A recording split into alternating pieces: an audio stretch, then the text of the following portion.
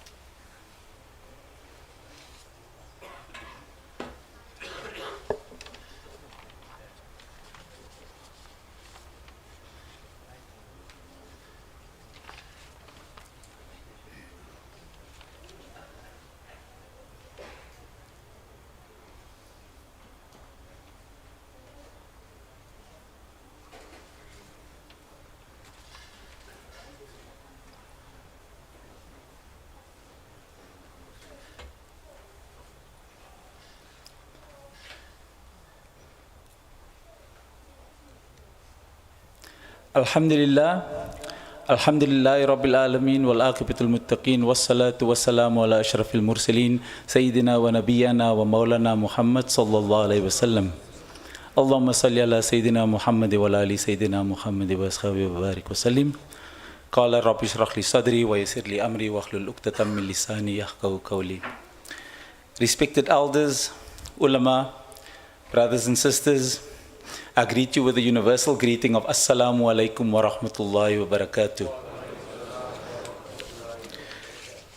As many of you may know, Alhamdulillah, I was fortunate enough to visit Lebanon last week. We had Brother Hussein Chunar of Africa Muslims Agency, who was here a couple of weeks ago, and he made an appeal to this community that we can please continue supporting the 6 learners at the Amman School of Excellence, the school for refugee, Palestinian and Syrian learners in Lebanon. Alhamdulillah, with the qadr of Allah subhanahu wa ta'ala and with your generosity, we were able to collect for those 6 learners within 1 week. And we say, Jazakumullah khairan, may Allah reward you in dunya and akhirah for all your contributions. The purpose of my talk is twofold. First and foremost, it was to provide feedback on what I had seen. And in terms of feedback on the Amman School of Excellence and the work done by Africa Muslims Agency. And then, I just need to make one point of clarification. It was an invitation received from Africa Muslims Agency, and they said, brother, you come as a volunteer, you cover your own cost, we'll do the arrangements, but at the end of the day, this is your sacrifice, this is your experience, this is your journey, and the choice is yours. And I had a discussion, and I say it's a pertinent point. I think it's an opportune time to just say Jazakumullah khairan to my family for granting me the opportunity to go, because it would have been time and money that I would have ordinarily have spent on them. And then secondly, the second part of my talk, or the second purpose of the talk, is to explain a unique, or an observation. It may not be unique, but it's an observation that I made. It was personal, it was unique to me, and it was something that I just found very profound. And I'll reveal that towards the end of the talk, inshallah. It's something that I just felt that needed to be shared, and it's a message that each of us, when we undergo a journey of this nature, we undergo some growth, and we undergo a lesson, a learning opportunity, and it's for us to grasp that opportunity, and we make dua that Allah subhanahu wa ta'ala reveals the veils so that we may be able to grasp that opportunity and learn from our journey, inshallah. So the first part was the feedback on our journey, and upon arrival on Sunday, we arrived at 6 a.m. in Lebanon. And alhamdulillah, I was greeted by one of the brothers from Africa Muslims Agency at 6 a.m. Sunday morning. And I was told that by 11 a.m. we are leaving for the southernmost tip of Lebanon. Now, a lot of the areas that I'll be describing, it's very difficult to imagine. If you know, Lebanon is a tiny country. It's about the size of the Western Cape. It's bordered by Syria. It's got a tiny little border it shares with Palestine. And then there's, on the west, you've got the Mediterranean Sea.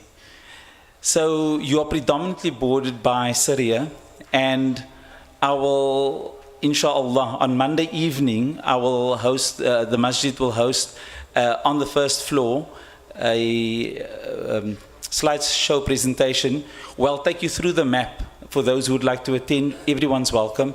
The map, why it is that we have the Syrian diaspora, why it is that we have the Syrian refugee situation in Lebanon, why it is the complexity of the situation, why it is that every refugee cannot be assisted, surely by Lebanon. Surely this is a human condition that Lebanon should be able to assist. But it's a very complex situation, and this is not the correct platform to explain that. Nor is there sufficient time to actually go through each and every family that we've met.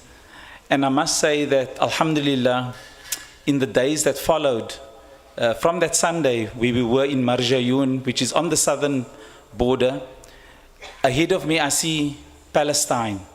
I see Tuscan villas. I know those villas don't belong to the Palestinians. I look to my left, I know I'm looking at Golan Heights, I look at Syria. And we know the difficulties with which the Syrians have come across some of the mountain ranges, the Lebanon mountains.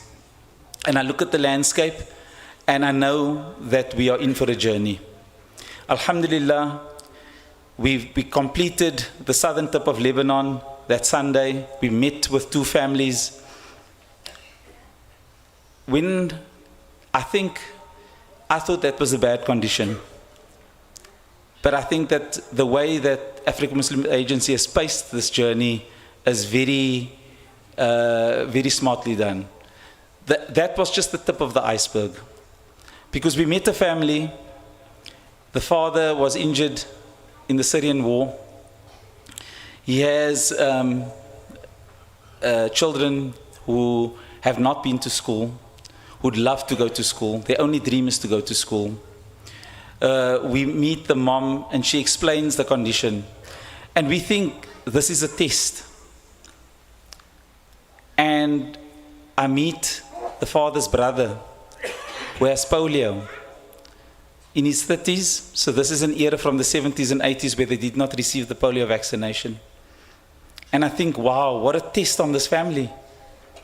To have this condition, to be living on the floor, to be living in a tent, and to be a refugee, and still to be tested with polio. Then I ask who lives next door. Then it's the brother's other siblings. The one sister has polio, and not only does she have polio, she has other physical ailments as well. And I think to myself, can it get any worse? You know, can the test get any harder? And we meet the family, and the families, they explain the situation, and every time you ask them how they are, they say, Alhamdulillah. And that was the first day. And then the second day, we ended up going into the heart of Beirut. We ended up going to apartment buildings that I think, as an engineer, I know what makes buildings stand up. I think those buildings are all being held up by the Malaika. Wallahi. It defies any science or engineering if you look at those buildings. And we go into the apartment buildings and we meet the families. And I think over the next few days, we have interviewed approximately 5 families per day, because it takes a while to get through each family. You need to know, you need to show compassion, you need to listen. You need to listen, even if you can't understand, just listen with your face. Just by looking, you can listen. You do not need to listen only with your ears, you know. And then eventually the translation comes through. And Alhamdulillah, we listen to the stories, and we hear the names, and we hear the dreams of the children, and their desire, and what each child wants. And each child has a simple dream. A dream to go to school. I think one of the worst things that I've heard is one of the children saying, I just want to learn to feel dignity. I don't know what it feels like. I feel indignified. I looked at the boys, every time we asked him a question, he would look away. He wouldn't make eye contact. And we found ourselves, that was in Burj Barajina. And then from Burj Barajina, we went to another family. We went to a place called Asger, Inma camp. At Inma camp, we were at one of the massages that's being run. There are 3 massages run by Africa Muslims Agency. And at Inma camp, we met young Fatima. Fatima used to go to school. Why do I say used to go to school? Because Fatima and her brother, Mustafa, not Fatima, Amina, the dad and the mom are Fatima and Mustafa. Mustafa, the dad, is, the family I'm thinking of is Amina and Muhammad, the boy. Their mom and dad also, this is also in Inma camp. Amina, you must forgive me, I'm a bit emotional. So the names, they're all Amina and Fatima and Muhammad. So the names do flow over quite quickly. But Amina, age 9, and her brother Muhammad, age 7. Amina used to go to school, but the dad has polio. They can no longer even afford to buy the flatbread that you buy. So what Amina now does is, she has to collect plastics. So if you look at one of the black dirt bags that we have, she collects a black dirt bag like that the entire day, and one bag fills up and they get 50 US cents for that one bag. And they collect 3 bags. 3 bags is $1.50, which gives you 30 Rand for the entire day's work. Sometimes those bags get taken by other adults. So when they sell those plastics, they're able to buy the flat bread. And when I asked the mom Fatima, which is another family, in a camp in the tent next door, I see nothing around here. And you ask the hard question. I mustered up the courage to ask the question, what are you going to have for supper tonight? She says, we've got some flat bread. And then oregano and thyme grows quite wild there. They pick that in the field, in the bushes, and they make zatar. And then they put that and they make a wrap. And that's their supper. And I asked, what's your supper tomorrow? She says, inshallah, if there is bread, we will have that same again. The one girl said, which is very sad, she said, I only know the smell of meat. I wonder what meat tastes like.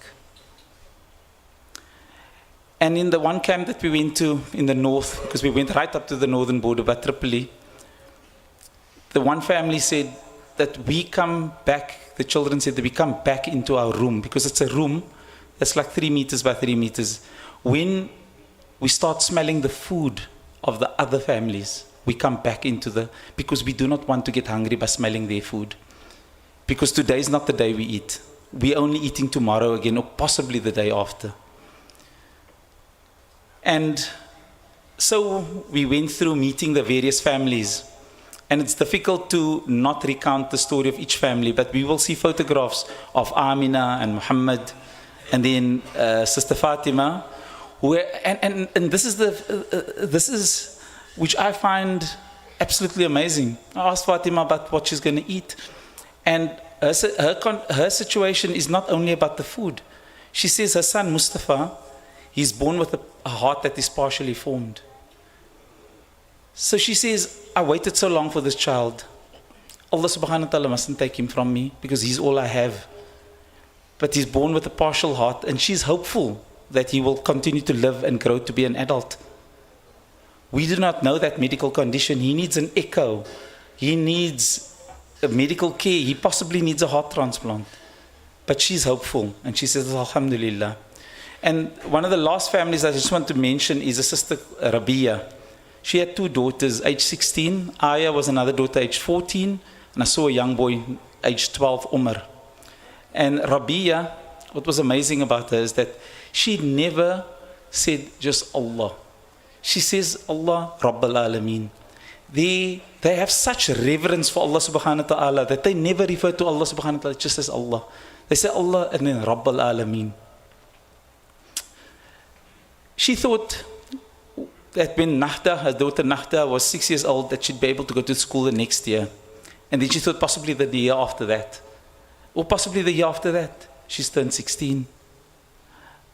Rabia, eyes, tears streaming down her face. The children are embarrassed to say that they are not literate. They need to go to school, they want to be literate, and they can't make eye contact when you look at them. And I thought that was the worst.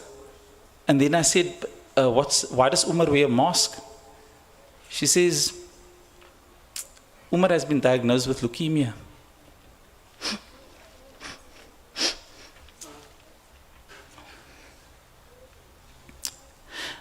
And she ends the sentence with Alhamdulillah.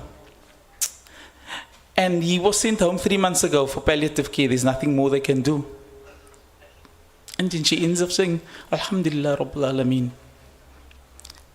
And they live in a room that's a hole, it's dark, the floor is wet. They've got one entrance which is bricked up to knee high because the water streams in when it rains. It's a room, so you have to step over this wall in order to get into the room. And you think that this is not even fit for goats. But you've got 5 human beings living in that room. And that's the condition they find themselves in. But Sister Rabia says, Alhamdulillah Rabbil Alameen. And at the end, I think by Wednesday, emotionally you can imagine what a toll it takes on us. And we knew the school is opening the following day. And we were all looking forward to that. We needed something to hold on to.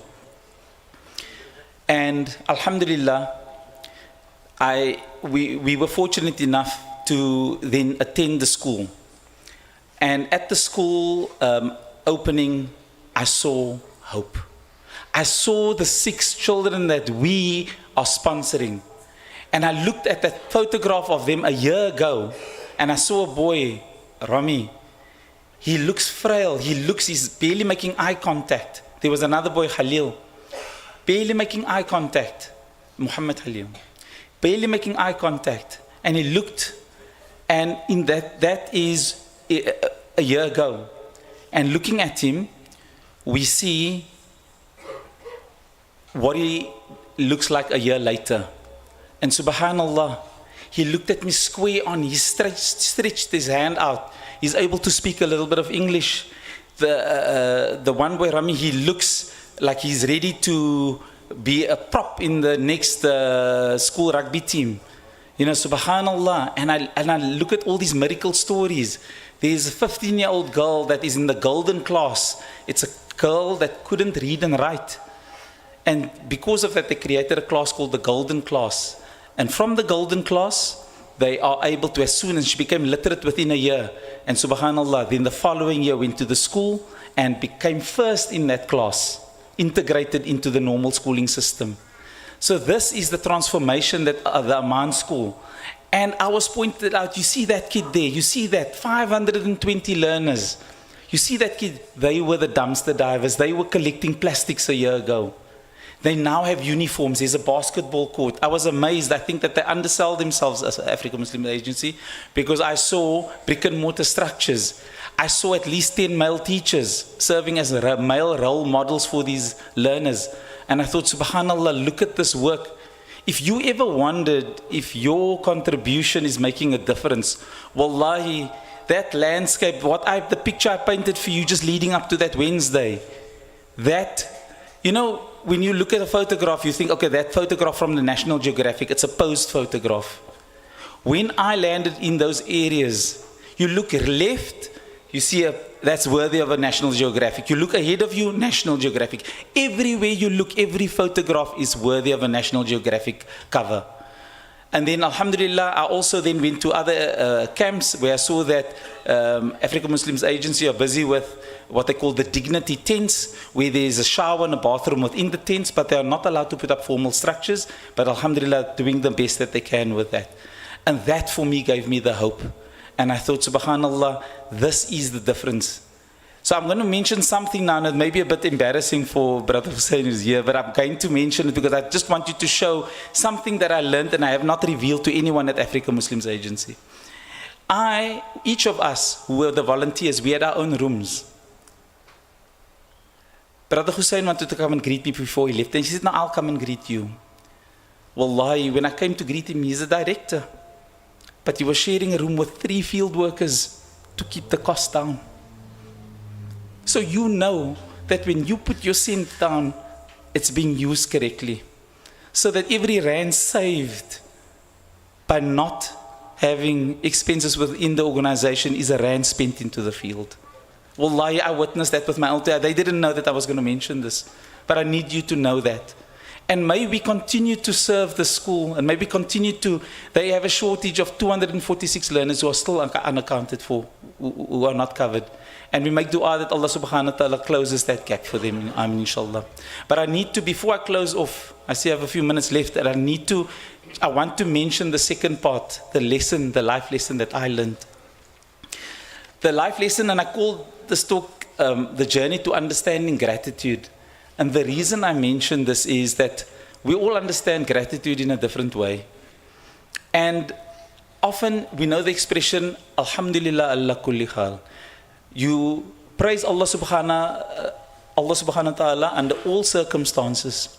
And we've used that phrase, and sometimes you ask a friend, how are you? And they say, Alhamdulillah ala kulli hal. When I hear that, it's a clue to me that something's amiss. They're not well. So I asked him, what's wrong, brother? What's wrong? How can I assist? What can I do to assist? Because it's a qualified alhamdulillah. And there's nothing wrong with that. You can make that statement, because you're praising Allah under all circumstances. Wallahi, I promise you, in the 7 days that I was there, the 5 families per day, not once did I hear one family member say, or one mom say, or one dad say, with a child having cancer or the partial heart, Alhamdulillah ala kulli hal. They simply said, Alhamdulillah Rabbil Alameen. Unconditional Alhamdulillah. Unconditional, not qualified. I was amazed. I thought this is a level of gratitude that I have to aspire to. Because we express gratitude when we achieve something. When Allah subhanahu wa ta'ala gives us that job that we want, or we get the car that we always wanted, or we marry the person we've always wanted. That is when we say Alhamdulillah. These people are saying Alhamdulillah when they have not a single material possession. They don't even know where the next meal is coming from. Whether it's in 2 days, not whether it's tomorrow, in an hour or two, whether it's in 2 days or not. We left knowing we're going to come back to our homes. Their condition is permanent. Or not permanent, but they don't know how long it is that they're going to be in that condition. And they are saying Alhamdulillah, unqualified. Not qualified, Alhamdulillah, unconditional and not qualified. And that for me was a lesson. And I think I need to express gratitude. We've got so much to be grateful for. And if you think you don't have something to be grateful for, you can be grateful for your eyelashes. Because there are people whose eyelashes just fall out and the sweat runs into their eyes and their eyes burn when they perspire. You say Alhamdulillah for your teeth. And if you don't have teeth, you say Alhamdulillah for dentures. Because 200 years people had wooden dentures and some people cannot afford dentures. But there's so much to be grateful for. And we say Alhamdulillah because that is the true form of being grateful and appreciative. And I say, just in closing, how do we achieve this? How do we achieve this ability to say this level of Alhamdulillah? Because we all are seeking happiness in some way. If I just get that job, I'll be happy. If I get that car, I'll be happy. If I get the next iPhone, I'll be happy. But then when you reach that goal, you're ready for the next goal. And then there's the next goal. That's the nature of man. But the way to reach that goal is to serve. To serve Allah subhanahu wa ta'ala and to serve humanity. Because when you serve people that do not have anything and yet they say Alhamdulillah, you start inculcating that level of gratitude. And you start inculcating and you start understanding what true gratitude really means. That was the lesson for myself. And we can do it right on our doorstep. There are so many people. We can make the donation, but just giving the bread in that hand of that person, you will feel that level of satisfaction. You will see their plight. And in that way, we don't live a life of happiness. We seek to live a life of purpose. Because when you try to live a life of purpose and not a life of happiness, invariably happiness will pursue you and you will get contentment of the heart. Wa akhiru da'wa alhamdulillahi rabbil alamin.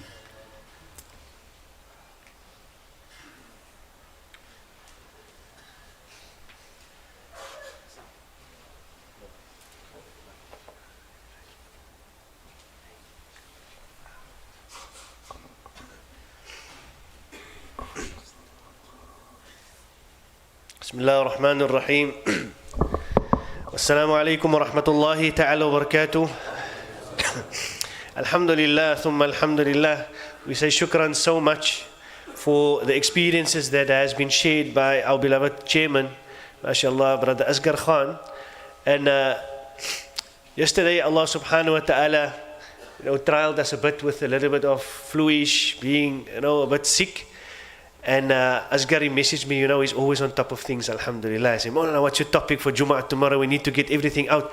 I'm like, no, you're not going to get me today. What is your topic for JUMU'AH tomorrow? And he's like, what, Maulana? I said, you come just now from a beautiful journey. And I think being fresh in your heart, fresh in your mind, we need you to share these beautiful experiences with us as a community. And mashallah, I know we have such a beautiful community that always they open up their heart. And I don't think anybody could sit with a dry eye here today, just listening to what has been, mashallah, expressed to us through the experiences of our beloved chairman. And mashallah, Hafidh Hussein is also here, and what we have heard, it just brings joy to our hearts that Allah has chosen certain individuals, and how we wish that Allah could choose us to do this every day. I can attest to this, maybe not overseas. Alhamdulillah, overseas we also went, and we went out to camps and things, especially in that Yemen, Tarimi, surroundings, and we did some work, but nothing in comparison to what these guys are doing. Allah chose certain individuals, but the joy that you have in your heart when you're present there, and you're making a difference, that we had to hear from the horse's mouth, like they say. And we say Jazakumullah khairan to our chairman for doing that and for sharing that experiences. And may Allah allow us to always give in his path. Always. We don't know the day of Qiyamah, that Rabi'ah that was spoken about, that said Alhamdulillah, the one that has been diagnosed with leukemia. Maybe Allah knows best how long they are going to be in this world. But the day of Qiyamah, you're on your route to Jahannam, and then this little girl stand in front of you and said, Ya Allah, you can't take him to Jahannam. He is the one that spent in your cause, and he is the one that allowed me to gain education. We don't know what can save us the day of Qiyamah. Don't think any deed that you spend will be insignificant, Jama'atul Muslimin. Now is the time to open our hearts. Wallahi, look at the world. The world is in chaos. We don't know what is going to happen to our children. But one thing that we need to know, what keep away the anger of Allah, it is sadaqah. It is giving ample in the cause of Allah, and Allah will protect our offspring, inshaAllah. That is our du'as. That is why our tears are running every day. Ya Allah, what's going to happen to my children? Yeah, these people, the children teach us lessons. The children know how to say Alhamdulillah. The children know how to appreciate. Do we appreciate what we have? That water tap is running, we'll walk past it. The lights are on, there's nobody in the room, we'll walk past it. These people have no lights, they have no water, they don't know where tomorrow's meal or next meal is coming from.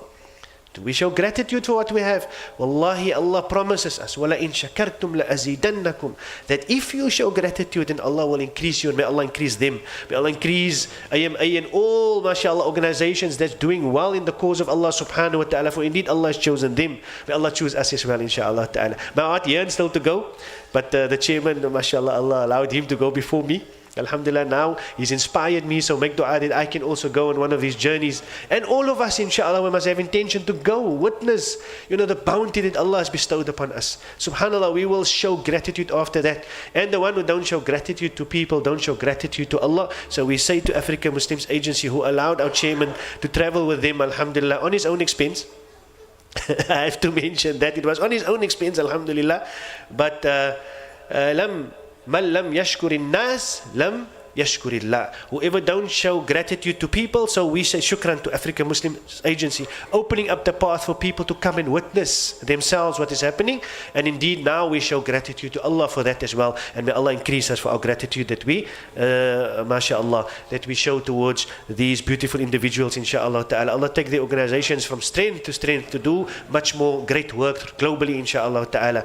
And then, we lost a pillar of strength in our community as well, somebody that has done so much. And ironically, this is the brother-in-law of Asger Khan, Khalil Dawai. We all know him, loving, caring person. Alhamdulillah. May Allah forgive him for his shortcomings. May Allah subhanahu wa ta'ala increase him in everything good that's being done in this masjid, because he contributed to this. It will be a means for him as sadaqah jariyah, inshaAllah ta'ala.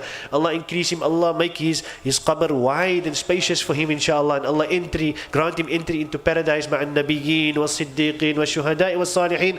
And then also, there's one more request from Brother Yaish, his father-in-law. His father-in-law's uncle of Muhammad Aslam Sheikh, he passed on today on a JUMU'AH, alhamdulillah rabbil alameen. Allah grant him the death of a shaheed, ameen. By the name of Farouk Rub Sheikh Umar. May Allah subhanahu wa ta'ala grant the deceased Jannatul Firdaus al-A'la, and may Allah subhanahu wa ta'ala place sabr and contentment in the hearts of the family members and close relatives as well, inshaAllah ta'ala.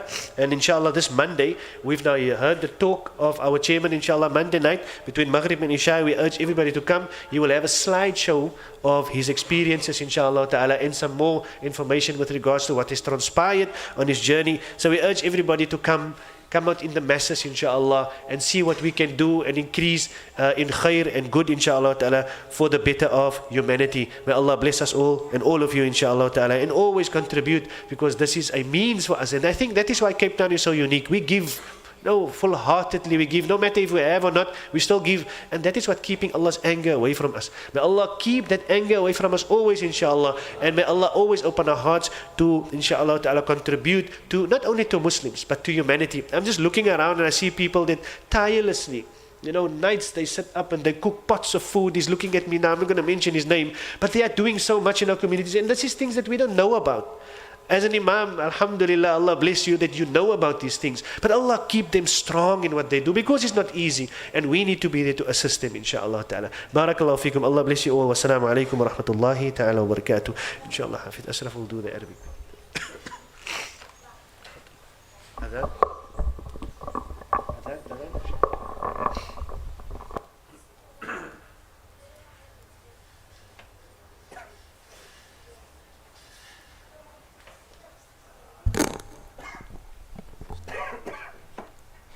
الله أكبر الله أكبر الله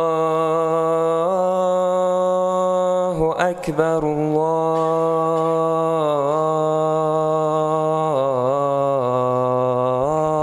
الله أكبر أشهد أن لا إله إلا الله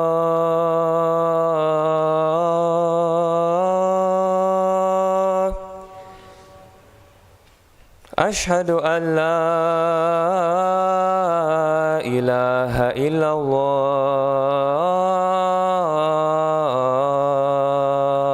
الله أشهد أن محمدًا رسول الله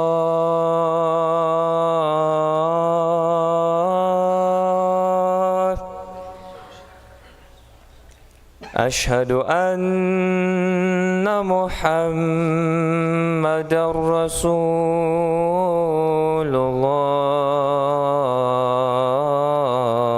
الله حي على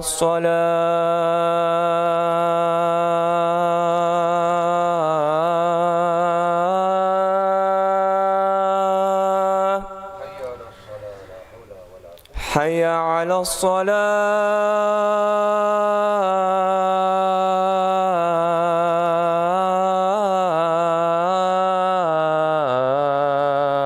الصلاة حي على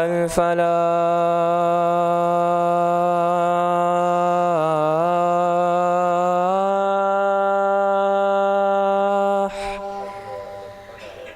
حي على الفلاح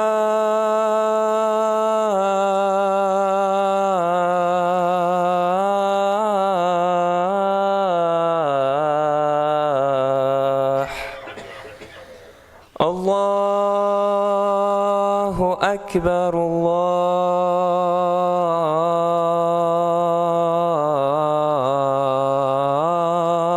الله أكبر لا إله إلا الله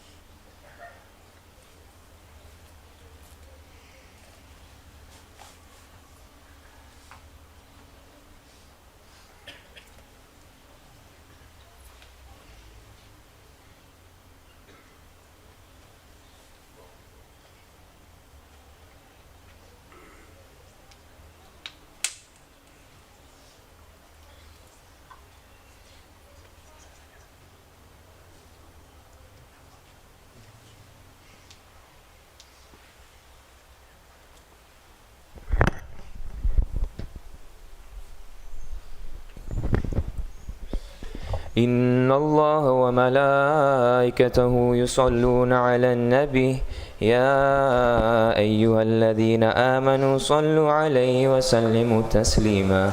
السلام عليكم ورحمة الله وبركاته. الله أكبر الله أكبر الله أكبر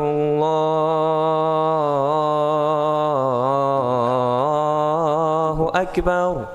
أشهد أن لا إله إلا الله أشهد أن لا إله إلا الله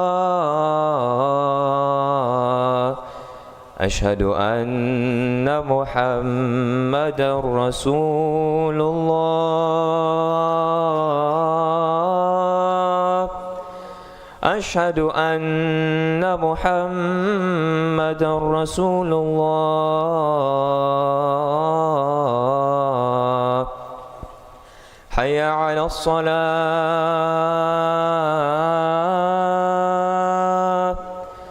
حي على الصلاة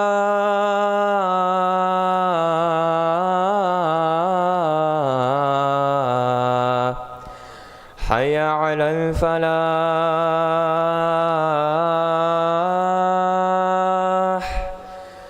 حي على الفلاح.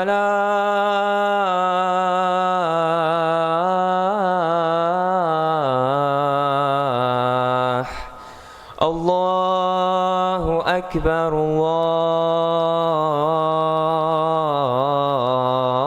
الله أكبر. لا إله إلا الله.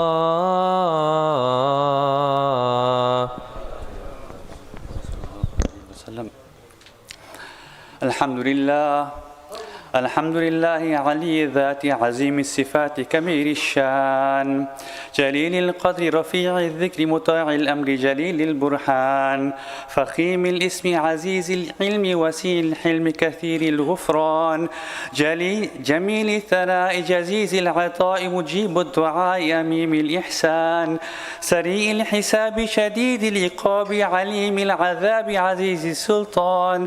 ونشهد أن لا إله إلا الله وحده لا شريك له في الخلق والأمر ونشهد أن سيدنا ومولانا محمدا عبده ورسوله وصلى الله عليه وعلى آله وأصحابه الذين هم خلاصة العرب العرباء وخير الخلائق بعد الأنبياء. أما بعد فيا أيها الناس وحدوا الله فإن التوحيد رأس التوآت واتقوا الله فإن التقوى ملاك الحسنات وعليكم بالسنة فإن السنة تهدي إلى الإطاعة ومن أطاع الله ورسوله فقد رشد واهتدى.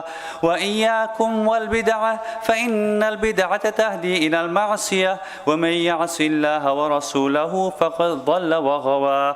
وعليكم بالصدق فإن الصدق ينجي والكذب يهلك. وعليكم بالإحسان فإن الله يحب المحسنين. ولا تقنطوا من رحمة الله فإنه أرحم الراحمين. ولا تحبوا الدنيا فتكونوا من الخاسرين. ألا وإن نفسا لن تموت حتى تستكمل رزقها فاتقوا الله وأجملوا في الطلب وتوكلوا عليه فإن الله يحب المتوكلين. وادعوه فإن ربكم مجيب الداعين واستغفروه يمددكم بأموال وبنين. أعوذ بالله من الشيطان الرجيم. وقال ربكم ادعوني أستجب لكم إن الذين يستكبرون عن عبادتي سيدخلون جهنم داخرين. بارك الله لنا ولكم في القرآن العظيم ونفعنا وإياكم بالآيات والذكر الحكيم. أستغفر الله أستغفر الله أستغفر الله لي ولكم ولسائر المسلمين فاستغفروه إنه هو الغفور الرحيم.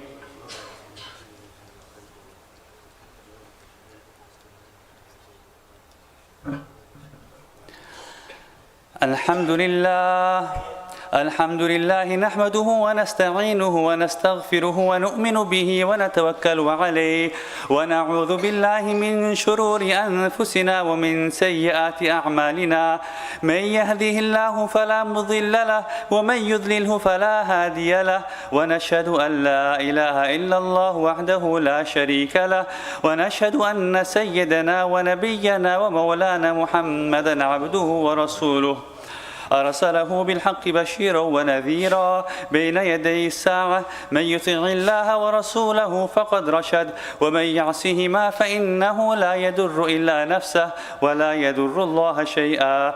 أعوذ بالله من الشيطان الرجيم.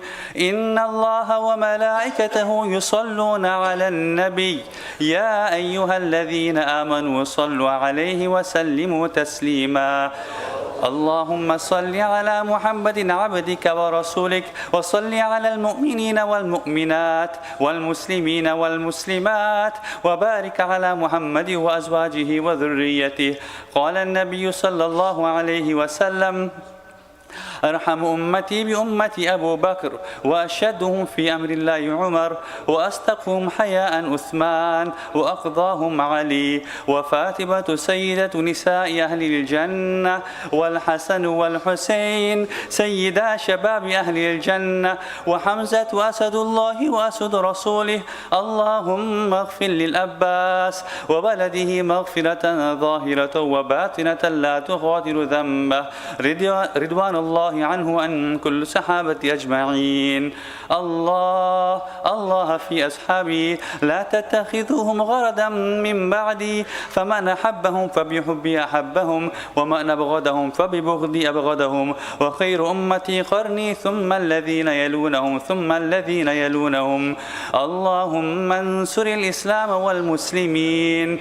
اللهم انصر المسلمين في كل مكان. اللهم انصر من نصر دين محمد صلى الله عليه وسلم وجعلنا منهم. اللهم ربنا ظلمنا أنفسنا وإن لم تغفر لنا وترحمنا لنكونن من الخاسرين. اللهم ربنا لا تزغ قلوبنا بعد إذ هديتنا وهب لنا من لدنك رحمة إنك أنت الوهاب. اللهم أعز الإسلام والمسلمين. اللهم ربنا آتنا في الدنيا حسنة وفي الآخرة حسنة وقنا عذاب النار. عباد الله رحمكم الله. إن الله يأمر بالعدل والإحسان وإيتاء ذي القربى وينهى عن الفحشاء والمنكر والبغي يعظكم لعلكم تذكرون. فاذكروني أذكركم واشكروا لي ولا تكفرون. أقيموا الصلاة.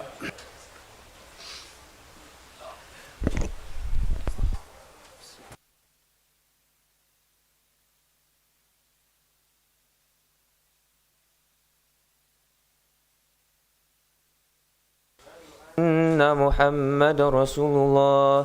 حي على الصلاة حي على الفلاح قد قامت الصلاة قد قامت الصلاة. الله أكبر الله أكبر لا إله إلا الله لا إله إلا الله محمد رسول الله صلى الله عليه وسلم.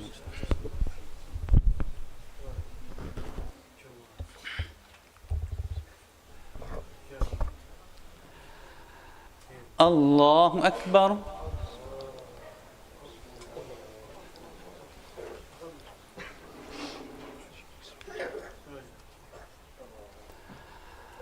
الحمد لله رب العالمين الرحمن الرحيم مالك يوم الدين. إياك نعبد وإياك نستعين. اهدنا الصراط المستقيم صراط الذين أنعمت عليهم غير المغضوب عليهم ولا الضالين.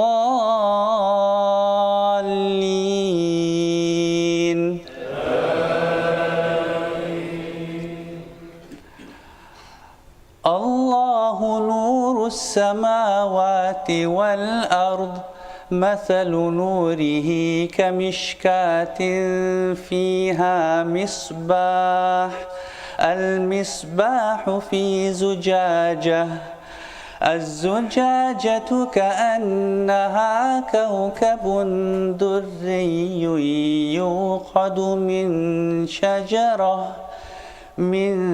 شجرة مباركة زيتونة لا شرقية ولا غربية يكاد زيتها يضيء ولو لم تمسسه نار نور على نور يهدي الله لنوره من يشاء ويضرب الله الأمثال للناس والله بكل شيء عليم.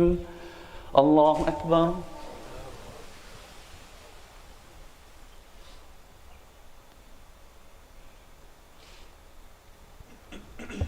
سمع الله لمن حمده. الله أكبر.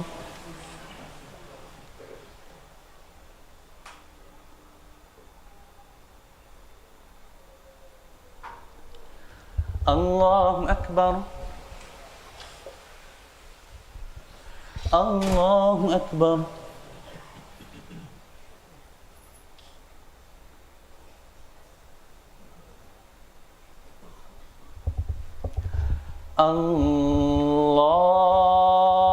الله أكبر. الحمد لله رب العالمين الرحمن الرحيم مالك يوم الدين إياك نعبد وإياك نستعين اهدنا الصراط المستقيم صراط الذين أنعمت عليهم غير المغضوب عليهم ولا الضالين.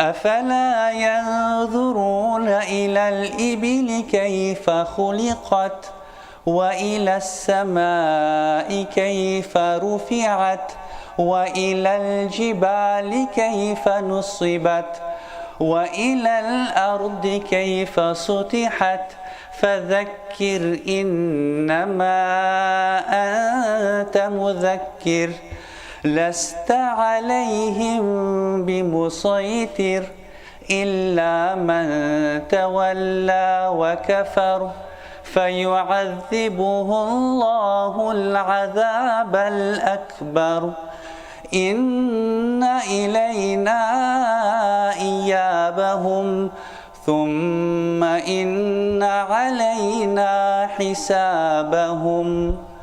الله أكبر.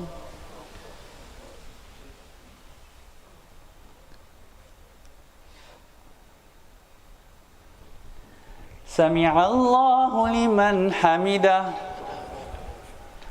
الله أكبر.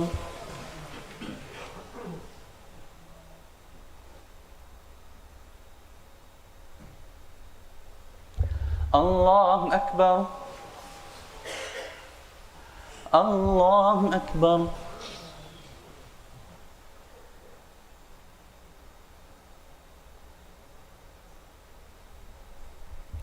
الله أكبر.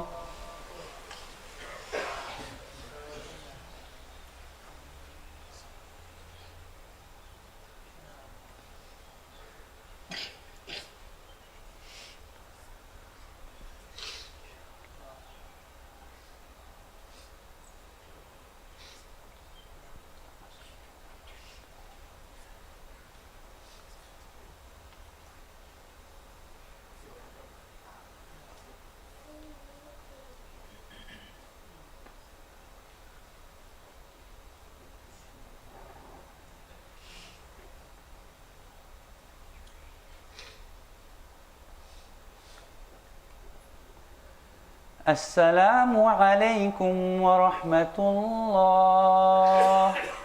السلام عليكم ورحمة الله. الله أكبر. أستغفر الله أستغفر الله أستغفر الله الذي لا إله إلا هو الحي القيوم. نتوب إليك ونسألك توبة ومغفرة إنه هو التواب الرحيم. بسم الله الرحمن الرحيم. اللهم صل على سيدنا محمد وعلى آل سيدنا محمد وأصحابه وبارك وسلم. اللهم أنت السلام ومنك السلام، تباركت يا ذا الجلال والإكرام. اللهم ربنا آتنا في الدنيا حسنة وفي الآخرة حسنة وقنا عذاب النار.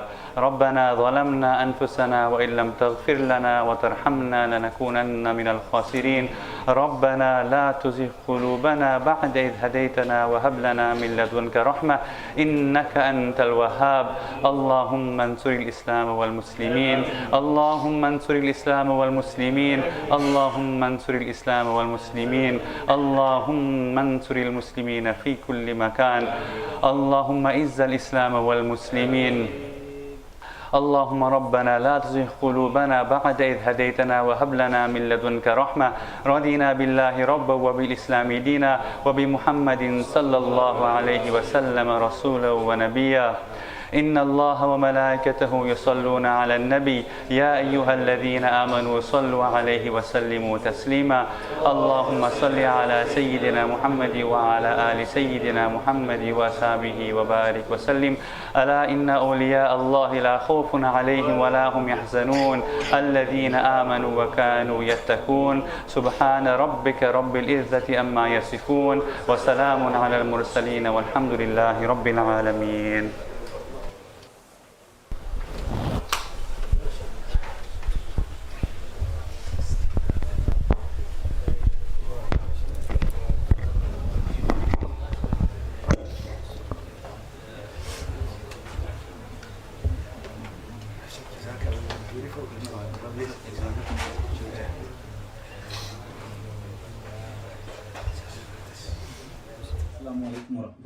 We find ourselves in the home of Sister Rabia. We've got Nahda, and then with the other daughter, Aya, and then the son, Umar. This family are contained within this room. It's a room that holds them prisoner. This is where they find themselves, a condition where they've given up the education in order to sustain the family. We've got 3 children who have not had a chance to even learn to read and write and go for a single day to school. With your donation, you can unlock a literacy course for Sister Nahda.